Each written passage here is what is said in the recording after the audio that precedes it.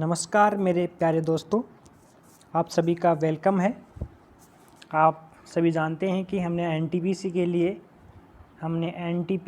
लिए 1000 क्वेश्चंस की एक सीरीज चलाई है जो कि 30 दिन में कंप्लीट होगी।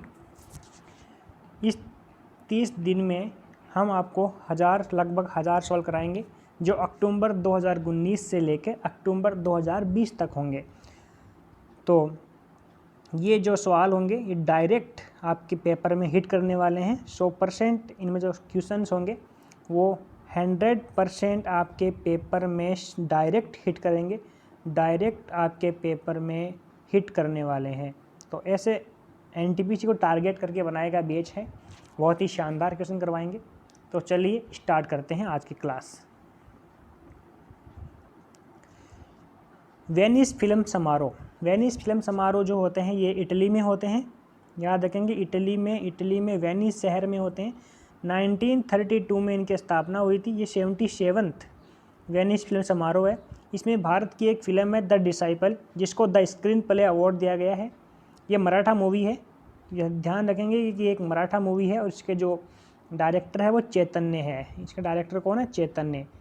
ध्यान रखेंगे जो वेनिस फिल्म समारोह इटली में होता है, 1932 में इनकी स्थापना हुई थी। ये 77 थे।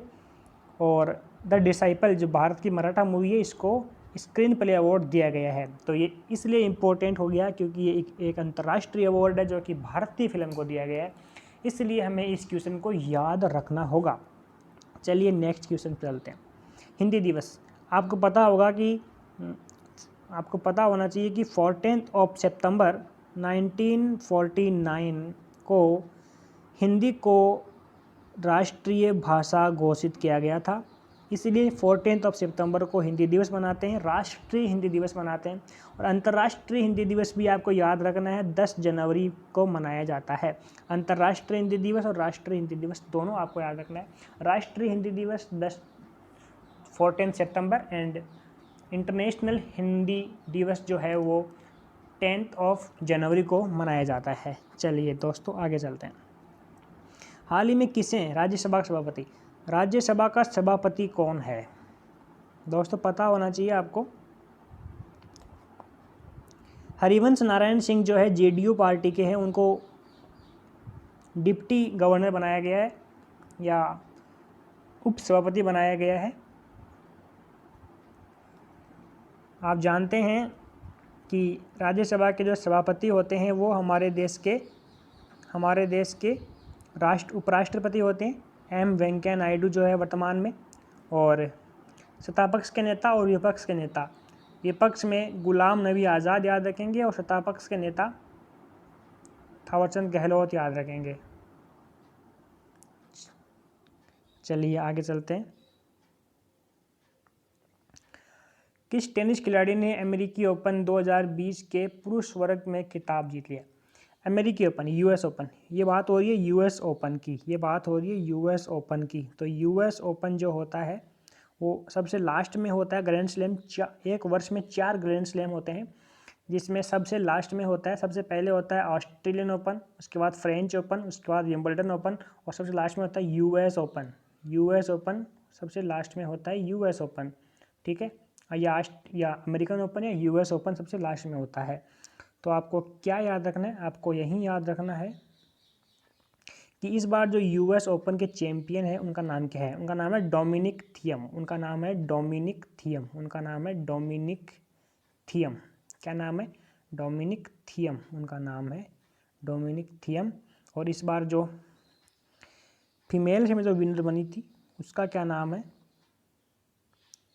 इस बार जो फीमेल्स में हुआ था, फीमेल्स में यूएस ओपन के जो विजेता है वह है Naomi Osaka.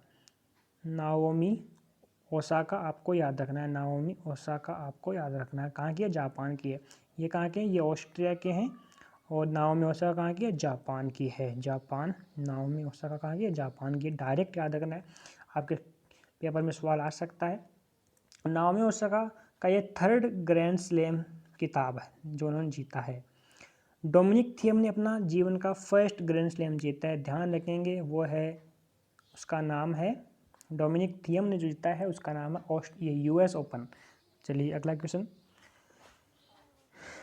15th wushu championship, ध्यान रखेंगे चाइना में हुई थी। इसमें जो गोल्ड मेडल जीता था वो किसने जीता था, और इसमें ये ईरान की थी, एक ईरान की थी, लेकिन जो इसमें जो सिल्वर मेडल जीता था वो जीता था पूनम खत्री ने। किसने? पूनम खत्री। लेकिन हुआ क्या, ये डोपिंग में पॉजिटिव पाई गई थी। जो गोल्ड मेडलिस्ट थी वो डोपिंग में पॉजिटिव पाई गई थी, इसलिए पूनम खत्री का जो सिल्वर मेडल था वो गोल्ड मेडल में तब्दील कर दिया गया है। तो ध्यान रखेंगे, ये जो 15वीं वुशु चैम्पियनशिप चाइना में हुई थी उसकी गोल्ड मेडलिस्ट कौन है? अभी पूनम खत्री बन गई है। चलिए, बहुत ही शानदार क्वेश्चन है। हाल ही में यूनेस्को ने क्रिएटिव सिटी नेटवर्क में भारत के मुंबई और हैदराबाद, भारत के मुंबई और हैदराबाद, भारत की मुंबई और हैदराबाद, भारत की मुंबई और हैदराबाद को शामिल किया है। भारत की मुंबई और हैदराबाद को क्रिएटिव सिटी नेटवर्क। तो क्या होता है यूनेस्को? एक बार यूनेस्को को पढ़ लेते हैं। यूनेस्को, ठीक है, ये है UNESCO, United Nations Education Scientific and Cultural Organization, मतलब संस्कृति, शिक्षा और विज्ञान के लिए एक संस्था है जिसकी स्थापना कब हुई थी? नवंबर 1945 में हुई थी। इसका हेडक्वार्टर कहाँ है? तो याद रखेंगे हेडक्वार्टर जो है इसका वो पेरिस में है। इसका जो हेडक्वार्टर है वो पेरिस में, याद रखेंगे। और टेड्रोस अधानोम जो है वो इसके हेड हो जाएंगे। टेड्रोस अधानोम जो है वो इसके हेड हो जाएंगे। तो अभी आपको पता होना चाहिए कि भारत का एक शहर है जयपुर, जिसको यूनेस्को के कल्चरल सिटीज़ में शामिल किया गया है। और यूनेस्को जो है इसने भारत की 2 शहरों मुंबई और हैदराबाद को किस में शामिल किया? Creative cities. देखो, यूनेस्को में 7 श्रेणियाँ होती हैं, जिसमें संगीत के क्षेत्र में अलग शहरों को शामिल करता है, जिसमें लोक नाट्य अकादमी में अलग करता है, या बॉलीवुड की सिटी या जो फिल्म इंडस्ट्री सिटियाँ होती है उसमें अलग को करता है। तो इस प्रकार अलग अलग श्रेणियों में देशों को शामिल करता है। तो इसमें जो जयपुर को शामिल किया गया वो लोक कला में शामिल किया गया, वाराणसी को संगीत क्षेत्र में और चेन्नई को संगीत क्षेत्र में शामिल किया गया है। इसमें भोपाल इसका आंसर नहीं होगा। मुंबई को जो किया गया है वो बॉलीवुड सिटी, या ऐसे कहें कि फिल्म इंडस्ट्री के लिए मुंबई में को शामिल किया गया। और हैदराबाद की बिरयानी की बहुत प्रसिद्ध है, इसीलिए हैदराबाद को इसमें शामिल किया गया है। तो ध्यान रखेंगे, बहुत ही शानदार क्वेश्चन है कि यूनेस्को ने क्रिएटिव सिटी नेटवर्क में भारत के कौन कौन से शहर हैं? मुंबई, हैदराबाद, इसमें वाराणसी संगीत के लिए प्रसिद्ध है, जयपुर लोक सेवा के लिए प्रसिद्ध है, और हैदराबाद जो है वो हैदराबाद की बिरयानी बहुत प्रसिद्ध है। ऐसे करके इन शहरों को यूनेस्को में शामिल किया गया है। तो यूनेस्को का हेडक्वार्टर पेरिस में, स्थापना 1945 में हुई थी। ये ध्यान रखने की बात यह है कि यूनेस्को के अंदर भारत के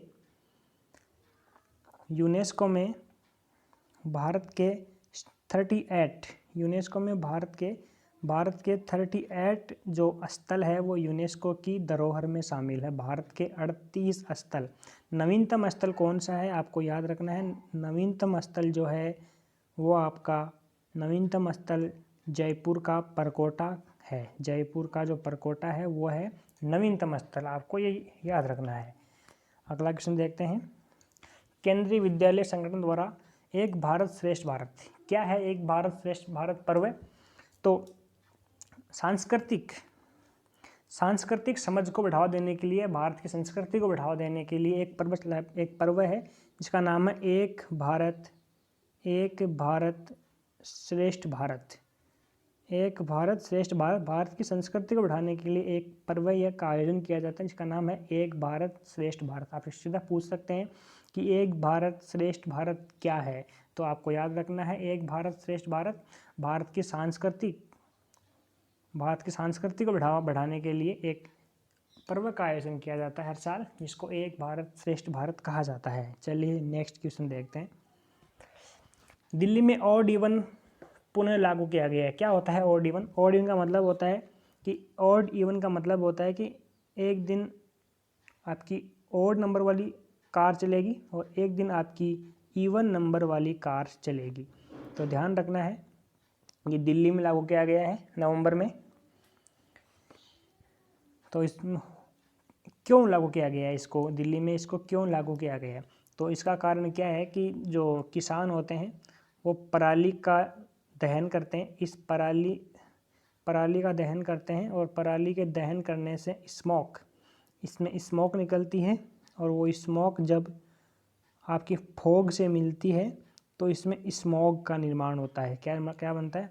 इसमें स्मॉग का निर्माण होता है, जिससे पोल्यूशन की समस्या उत्पन्न होती है। तो पोल्यूशन को रोकने के लिए दिल्ली में ऑड इवन फॉर्मूला चलाया गया है। इससे क्या फ़ायदे होंगे? ट्रैफिक नियंत्रण होगा, प्रदूषण में कमी होने वाली है, ये तो ऑब्वियस सी बात है कि प्रदूषण में कमी तो होगी।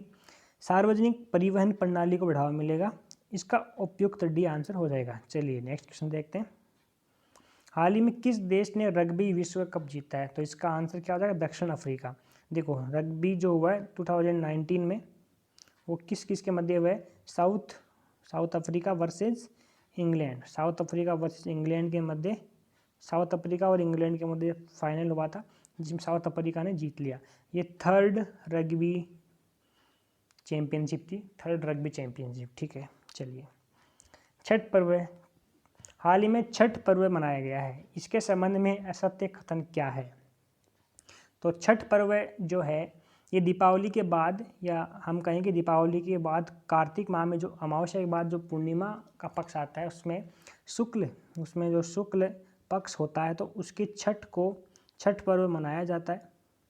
छठ पर्व मनाया जाता है। ये पर्व मुख्यतः बिहार में मनाया जाता है। याद रखेंगे कि ये पर्व मुख्यतः बिहार में मनाया जाता है, बहुत इंपॉर्टेंट है, बिहार में मनाया जाता है। इसमें सूर्य की उपासना की जाती है और छठ मैया की पूजा की जाती है। सूर्य की उपासना की जाती है और छठी मैया को समर्पित त्यौहार है ये। ठीक है, तो इसका जो आंसर हो जाएगा वो डी हो जाएगा। देखो पहला ऑप्शन ये है कि बिहार में मनाया जाता है और इसमें मूर्ति पूजा नहीं है, इसमें सूर्य की उपासना की जाती है और छठी मैया को समर्पित है। ये ऑप्शन भी बिल्कुल करेक्ट ऑप्शन है। यूनेस्को के अमूर्त धरोहर में शामिल है। अमूर्त धरोहर में शामिल नहीं है, इसका मतलब क्या होता है अमूर्त धरोहर का? तो एक बार देख लेते हैं। इसका मतलब ये होता है जिसको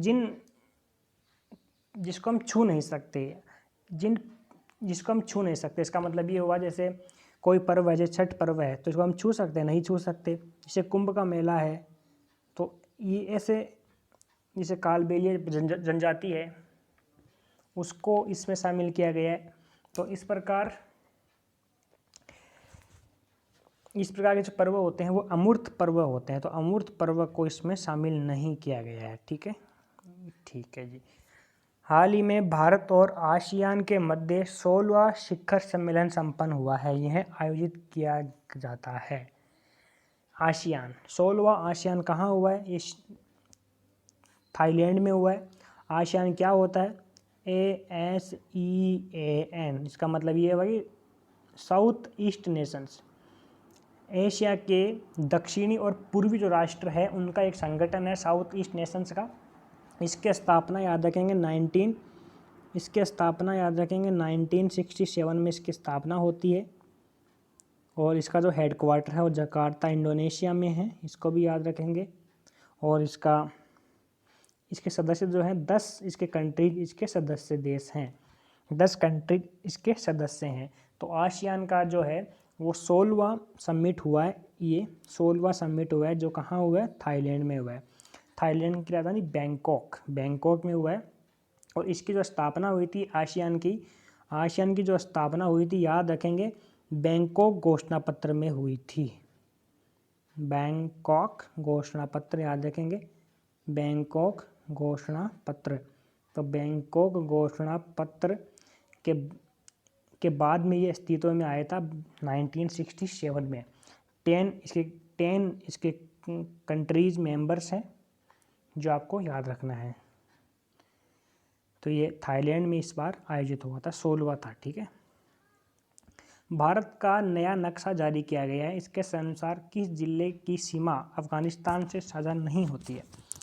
चलिए इस क्वेश्चन का आंसर देखिए। 31 अक्टूबर 2019 को भारत का नया नक्शा जारी किया गया है।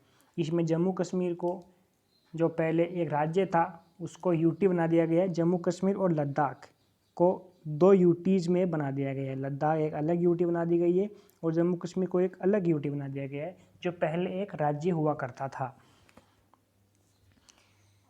ये 31 अक्टूबर 2019 को हुआ है। तो देख लीजिए एक बार, इस नक्शे को देख लीजिए। इस नक्शे में आप देखेंगे तो यहाँ देखेंगे तो आप पाएंगे कि जो ये देखो पाकिस्तान, सॉरी, देखो पाकिस्तान की सीमा लग रही है इधर, इधर पाकिस्तान है। इसके ऊपर ही जो पार्ट है ये अफ़गानिस्तान का पार्ट आता है इधर, और ये जो है ये यहाँ पे एलओसी आती है। तो भारत का जो पीओके वाला भाग है जो पाकिस्तान के कब्ज़े में है, उसकी सीमा किससे लगती है? अफ़गानिस्तान से लगती है। 96 किलोमीटर की सीमा अफ़गानिस्तान से लगती है। ध्यान रखेंगे, ये देखो ये कश्मीर है इधर, ये कश्मीर है, ये उत्तराखंड है, और ये हिमाचल है, ये उत्तराखंड है। तो यहाँ पे ये लद्दाख है, ये आप देख रहे हैं ये लद्दाख है।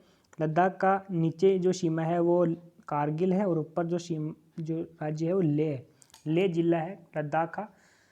तो याद रखेंगे जो लेह जो जिला है उसकी सीमा अफ़गानिस्तान से लगती है। जो लेह जिला है उसकी सीमा अफ़गानिस्तान से लगती है। आपको एक फैक्ट और याद रखना है कि भारत का ऐसा कौन सा जिला है जो सिंधु नदी के किनारे बसा हुआ है? तो आंसर है लेह जो आंसर है, इसका आंसर है। क्योंकि आप जानते हैं लद्दाख और जास्कर की पहाड़ियों के बीच लेह बसा हुआ है, और लद्दाख और जास्कर के बीच ही सिंधु नदी का प्रवाह होता है। तो इसका आंसर हो जाएगा लेह। हाल ही में मुक्केबाजी पर अंतर्राष्ट्रीय ओलंपिक समिति ने किसे एशिया का प्रतिनिधित्व करने के लिए एक दूत समूह में शामिल किया गया? तो इसका आंसर हो जाएगा एमसी मैरीकॉम। एमसी मैरीकॉम जो है अंतर्राष्ट्रीय ओलंपिक संघ जो है उसने एशिया का प्रतिनिधित्व करने के लिए दूत में शामिल किया है। तो इसका आंसर हो जाएगा एमसी मैरीकॉम। याद रखेंगे एमसी मैरीकॉम बहुत ही इंपॉर्टेंट क्वेश्चन है। हाल ही में डस्टलिक 2019 चर्चा में रहा है, यह है डस्टलिक 2019। देखिए भारत और उज्बेकिस्तान का एक संयुक्त सैन्य अभ्यास है। ये सवाल इसलिए इम्पोर्टेंट है क्योंकि ये पहला सैन्य अभ्यास है, क्योंकि ये पहला संयुक्त सैन्य अभ्यास है, इसलिए याद रखेंगे भारत और उज्बेकिस्तान के मध्य डस्टलिक नाम से एक सैन्य अभ्यास होता है जो बहुत ही इम्पोर्टेंट है क्योंकि ये पहला सैन्य अभ्यास है। तो याद रखेंगे भारत और उज्बेकिस्तान के मध्य ये होता है। चलिए नेक्स्ट क्वेश्चन देखते हैं। पेपर के लिए अति महत्वपूर्ण पुस्तकें। Girl power Indian women who broke the rules. Indian women who broke the rules, ये लिखी है नेहा जे हसनंदानी ने। और एक याद रखेंगे गर्ल वुमेन सुपरस्टार, ये लिखी है सत्यार्थ नायक ने। चलिए नेक्स्ट देखेंगे। वी आर डिस्प्लेस्ड, ये लिखी है मलाला यूसुफजई ने। और एक है अनफिनिश्ड जो लिखी है प्रियंका चोपड़ा ने। दोनों बुक्स याद रखेंगे, वेरी इंपॉर्टेंट बुक्स है। चलिए तो यही ख़त्म होता है आज का।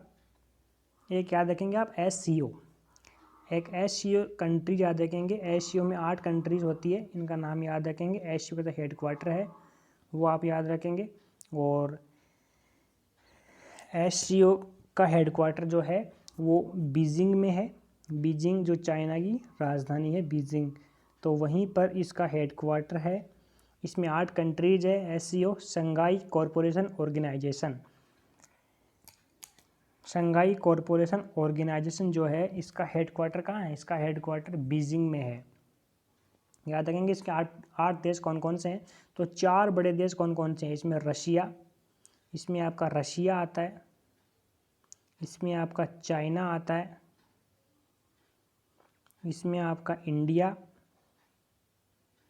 और चौथा जो देश आता है इसमें वो आता है पाकिस्तान आता है। 5वां देश उज्बेकिस्तान आता है। 5वां देश उज्बेकिस्तान आता है, याद रखेंगे। 5वां देश कौन सा है? उज्बेकिस्तान।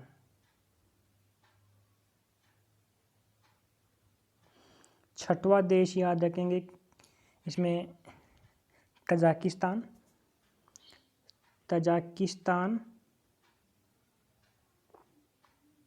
और कजाकिस्तान और उज्बेकिस्तान, तजाकिस्तान, कजाकिस्तान और किर्गिस्तान। एक और याद रखेंगे, किर्गिस्तान। एक 8वां देश है किर्गिस्तान, आपको याद रखना है, किर्गिस्तान। ठीक है, ये 8 देश आपको याद रखने हैं। चलिए मेरी प्यारे दोस्तों, ये था आज का इम्पोर्टेंट करंट अफेयर्स। बहुत ही शानदार सवाल थे, जो श्योर आपके एग्ज़ाम में हिट करने वाले सवाल थे। आपको याद करने हैं इन सवालों को। चलिए, धन्यवाद।